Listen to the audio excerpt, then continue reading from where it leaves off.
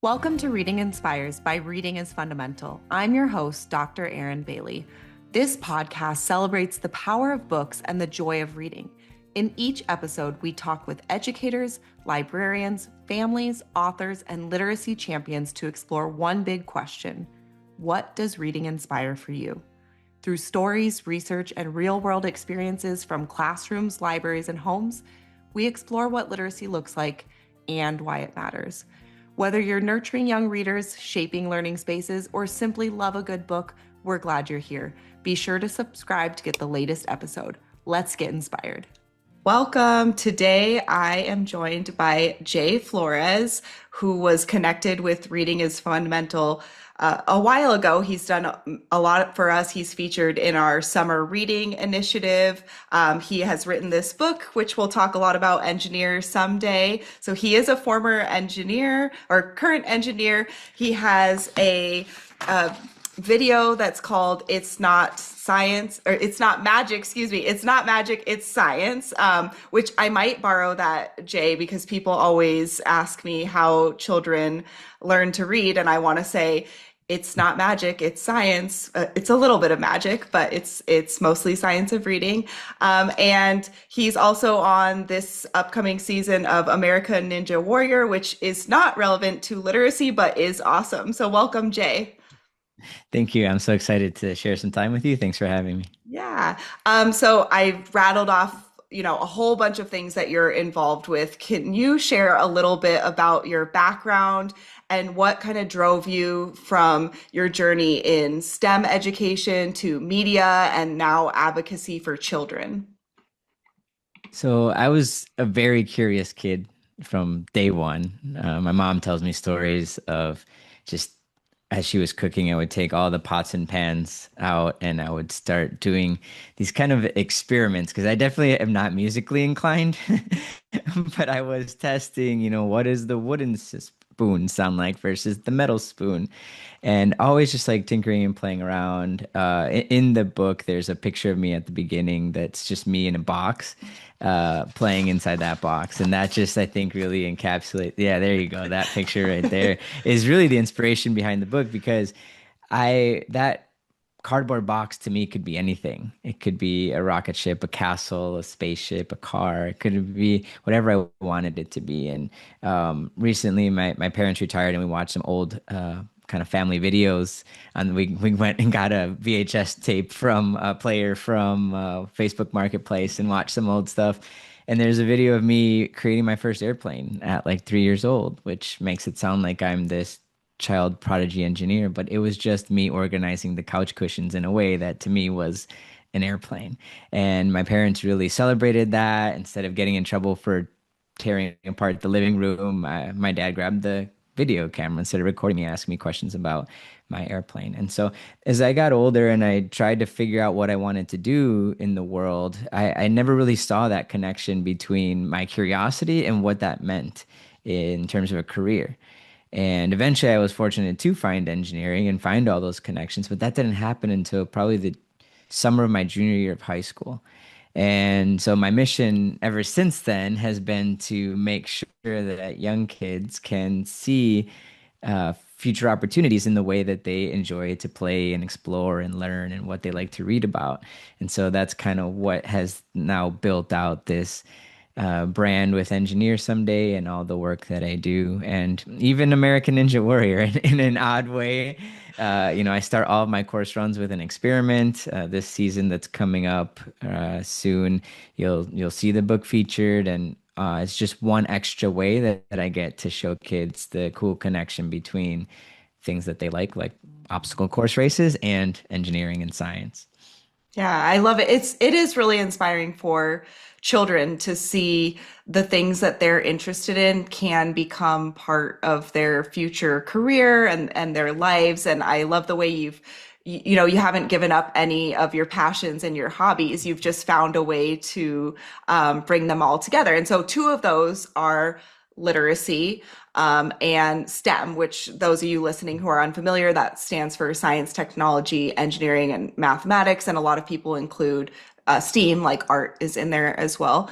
But a lot of people think of literacy and STEM as separate areas, right? But you clearly connect the two. Why is children's literacy such an important foundation for success in the STEM fields? So I think STEM, and one of the challenges with STEM is that a lot of people think, oh, you have to be a science kid or a math kid in order to do well in engineering or in the STEM fields. But I think it really comes down to curiosity and Mm, creativity. And literacy and reading and exploring a book is like one of the best ways for kids at an early age to explore what the world can be in a safe and fun environment for them to, an age appropriate environment for them to learn and grow. So using the words and the pictures in a book to help them understand that, wow, like I can shape the world in some way someday is a really powerful combination, especially for the younger ones, because there's only so many experiments I can do that appear to be magic and are actually science that are safe for the younger kids to do on their own. So sometimes, being able to grab a book and explore what some of those possibilities are is one of the best ways to spark that curiosity and encourage that lifelong experience of building things and creating. And then my kind of bigger goal is for that then to lead and connect the dots. So maybe you read about certain type of engineering and you love the activity that the kids seem to be doing in that page and like, oh, I have something like that. Let me go do that. Right. And so in the back and forth, and I actually have some really cool examples with engineers someday of, for example, on our page on civil engineers, the kids are using blocks. And so one of my friends' children they were reading it together, and then all of a sudden sees the blocks, and he runs off and he shows his mom like, oh, like me, like so he's seen that connection between how those kids like to play in his reading to what they're doing in science and building, right? And so he connects the dots and then goes back to reading and then goes back to building and back and forth. That connection, I think, is really fun and important. I love the way you're describing that too, is that like reading and playing don't have to happen in separate settings. Like, especially for really young children, they may not, they may not be able to sit through an entire book. My two Hmm. younger sons are at that stage right now where they may not have, the ability to sit through an entire book. But if they are making the connections like the way you described with the blocks of they're reading something and then they're running away and doing something and then they felt inspired and then they coming back, this is actually a very powerful thing. And I appreciate the picture of you at the beginning of your book in an open box, because that's one of my favorite toys as well, is Hmm. a box or blocks. We refer to these as open-ended toys because there's not just one way to play with them. And it's actually what causes creativity and curiosity to be maintained and sustained over time. I think, like what you're describing, you were a curious kid. What a lot of people don't realize, and I've, shared this before with other folks, is that curiosity and creativity aren't traits, they're skills. Hmm. And all children are born with the capacity to be curious and to be creative. It's just whether their families and important people in their lives, like it sounds like what your mother did, like allow children to hone in on these and kind of take it in the direction that they're going to. Absolutely. And like I get to see that with my nephews now. So I've got all my nieces and nephews are between like the ages of 1 and 2 right now. So it's a really cool space where I get to see them grow and do some of the things that I did as a kid that I'm seeing. But one of my nephews in particular, my sister sent me this great video of him. He was reading the book, and on one of the pages, there's a rocket ship. And he gets excited and he just throws the book across the room to go get his rocket ship, which, a lot of times parents will like, oh, we have to read, we have to finish the book. But in this Hmm. case, he's drawing that connection. So let's go get the rocket ship and then let's go compare it to the one in the book. And then let's keep reading. And then we'll go and find some other thing that you're excited about and keep that curiosity, creativity flowing, I think is something as parents, we need to let just kids explore and kind of learn the world in the way that they want to learn it. Yeah. And I think the other theme that you touch on a lot is representation, right? It's a theme in your work. throughout the books that you do, and it's I keep saying it backwards. I'm so No sorry. worries. It's not magic, it's science, which if you haven't checked out those videos, definitely do it. You're like the modern day Bill Nye the Science Guy, if I can make that connection for Empathy. people who grew up in my generation. But why is it so important for children to see themselves reflected in STEM careers, books, the media, like the show that you do? Mhm. Yeah, I think so. Actually, Ninja Warrior was one of those times where I really saw the connection point, and it was one of my first runs that got aired. I did an experiment, and they panned to the crowd and to see the reactions from the experiment, and they happened to pan and focus in on this young Hispanic boy, and that's when it clicked for me. I was like, wow, that's the first time I saw someone that looked like me represented on TV or books or movies as a scientist. And I got to be that representation for that kid. And so that then launched, this kind of, I had already had that mission kind of in the background of my work, but put it more front and center because I think every child deserves an opportunity to um, invent the change that they want to see in the world and have the opportunity to be whatever it is that they want to be, whether they've um, known that from a very young age or they learn it through reading or they do some kind of activity that inspires them. I want them to feel like that's something that's possible for them. So I build that into the design of everything I do with the It's Not Magic, It's Science experiments. I want to make sure that they're household items so that they never watch a video and say, oh, that's super cool, but I could never do that, Mhm. or I don't have access to that. Or same with parents that want their get the kids involved. Like, I don't want them to have the stress of like, how do I figure out how to get my kid excited about it? Because this thing is so complex.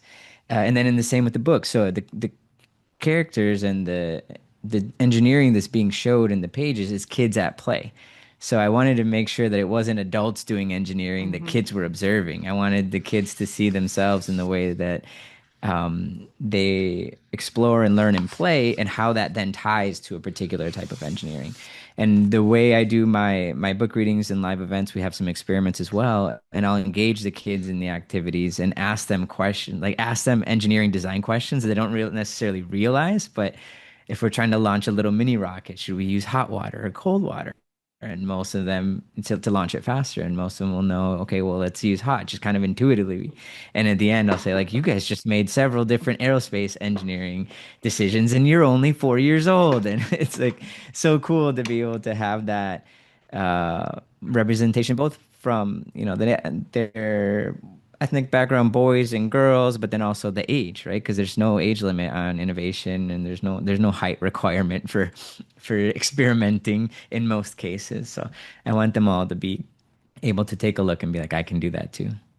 Yeah, I love that. And definitely check out the book Engineer Someday. It's a very complex book. So I'm hoping you can break down. Yeah, I mean, you shared the background of the book, like it's rhyming, which is great for early childhood. It's also bilingual. It and introduces all different kinds of engineering concepts through play and through real world things that children can do. Like what kind of thinking went into each of those elements to bring this book to life?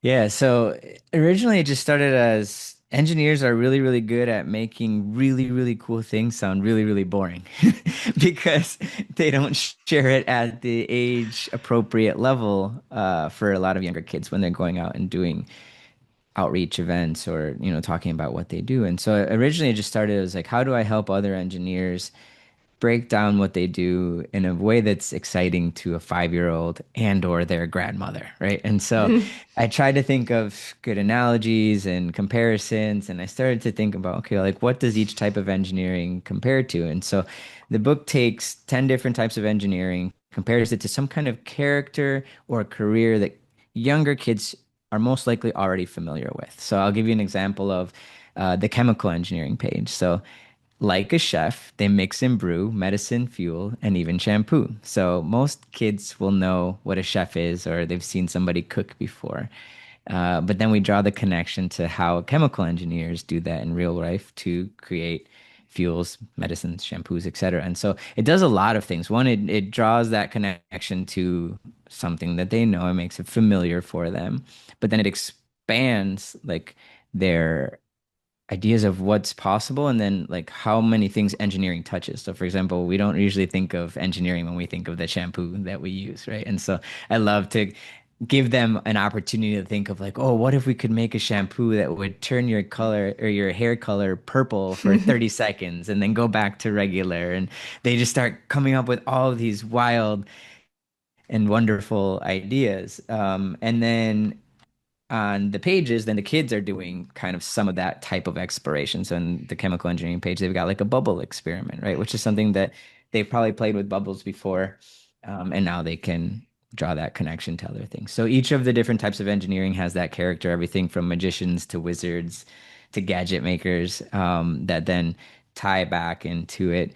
And as you mentioned, it's rhyming, so the flow, and it rhymes in both English and Spanish. So the flow is really good for younger learners, but it also has some decent kind of science vocabulary as well. So it can range up to older kids, and I think it's also a great resource for parents to understand how they can direct their children in the direction of things that they might see they have that interest. So like my kid really likes to play like this, so maybe that means they're an aerospace engineer. Yeah, I love that. It reminds me of the first time I was baking cookies with my daughter, and she's 5. She was probably closer to 4 at the time.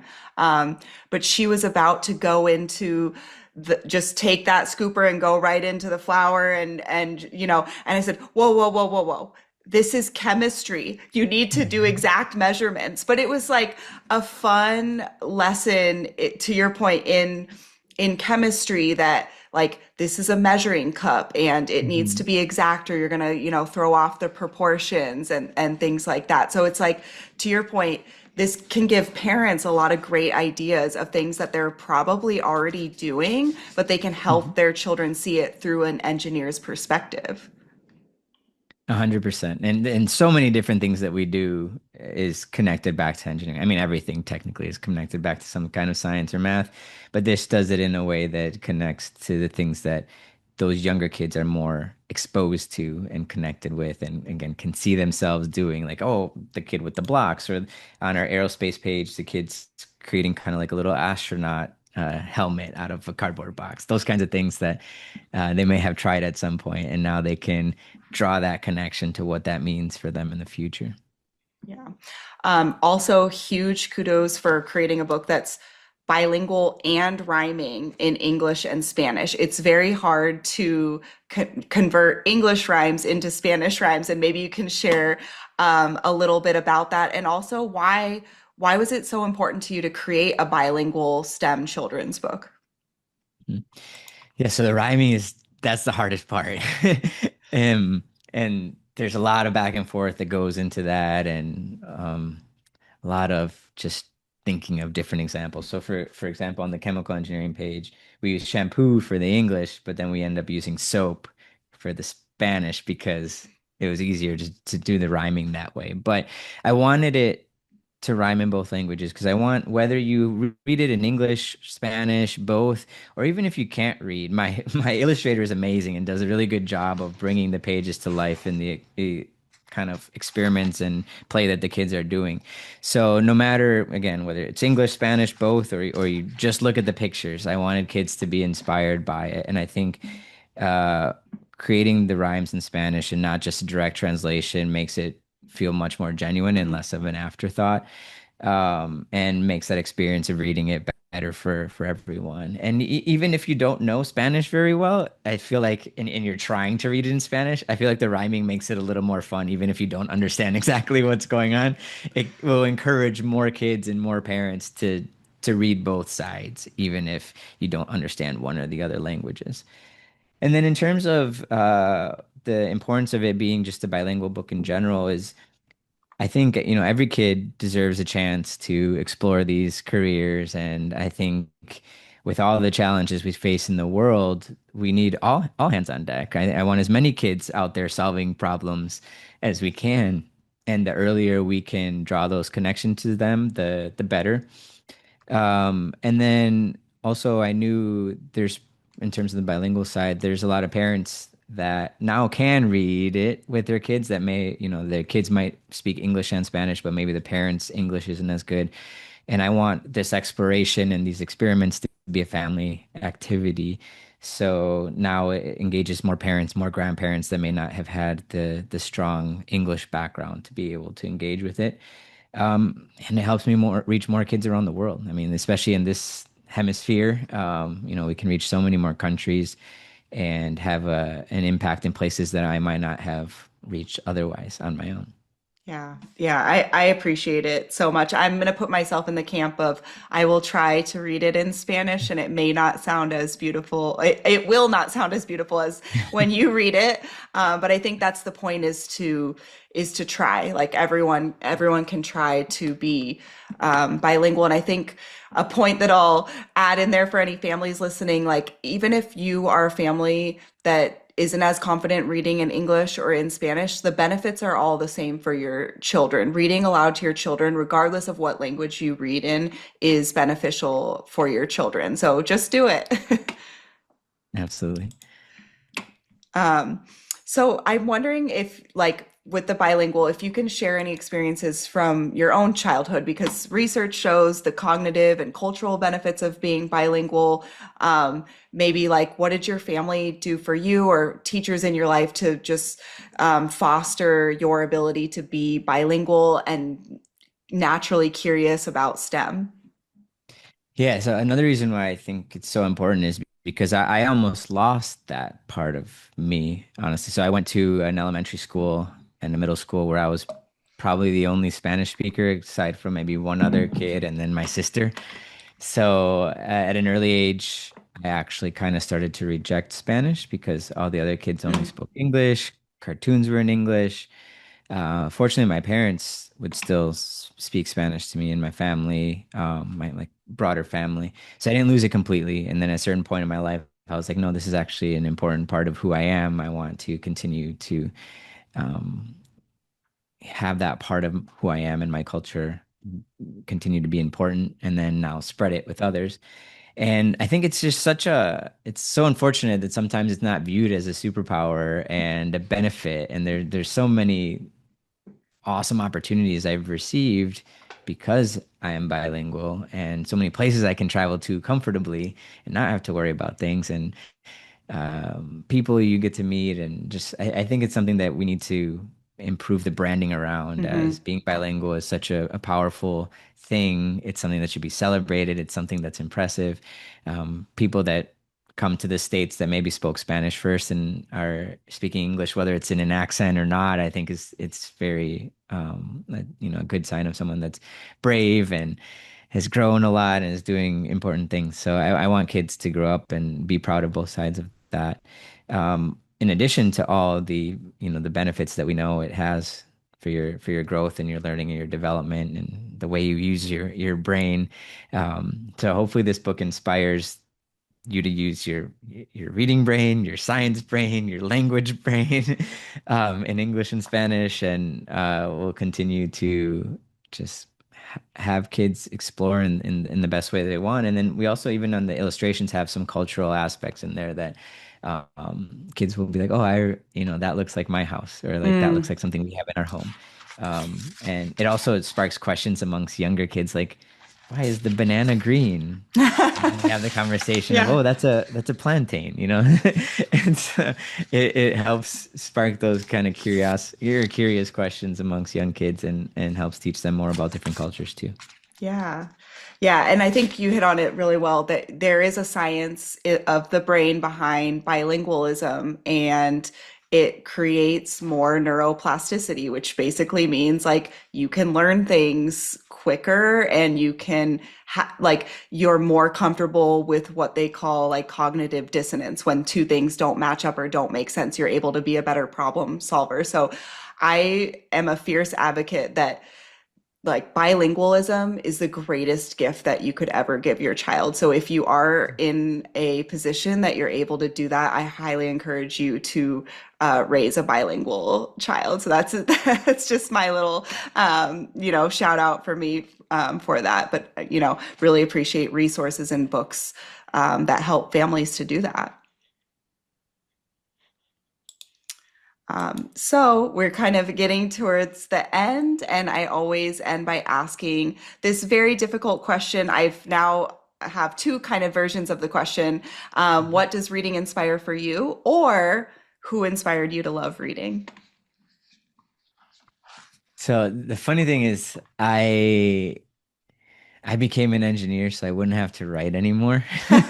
In a funny way. I did well in as a an English class in high school and in history I had to write a lot and I really enjoyed history class. Um, but I didn't get to work on what I wanted to work on in those years, right? And so I think coming back to now being an author, it's that ability to inspire and work in the spaces that you're excited about and passionate about. And so I hope that my book will inspire kids to continue to explore the areas that they're most passionate about. And whether that's becoming an engineer in one of these spaces or just being a little bit more science literate and doing something completely different. I want them all to have the opportunity to see what the options are for them. Because again, I didn't learn any of that until I was probably a junior in high school. And then even when I was choosing my major in college, I still didn't know exactly very much about any of the types of engineering. And so to be able to pass on that knowledge and do it at such an early age and provide opportunities for kids to continue to explore and grow is what I'm really hoping this will do. And one of the more fun examples of seeing that recently was at the first book launch event we had. We had one of our little cousins with us, and she was 7. I've been doing It's Not Magic, It's Science with her since she was 2. Um, but at that book reading, she goes afterwards, she said, "Oh, I want to be a mechanical engineer." And I realized in that moment that was the first time I'd ever heard her say the word engineering. We've been doing experiments for 5 years. She loves science. She's doing well in school, but she had never connected the dots between that excitement she had around the experiments we do and what that could mean for her in her future. And so that day I kind of committed to making the next book Mechanical Engineer someday, and she's front and center on the cover. And so I hope that, again, kids will see themselves represented in these pages, whether it's in the way that they look or the way that they play or the things that they're curious about.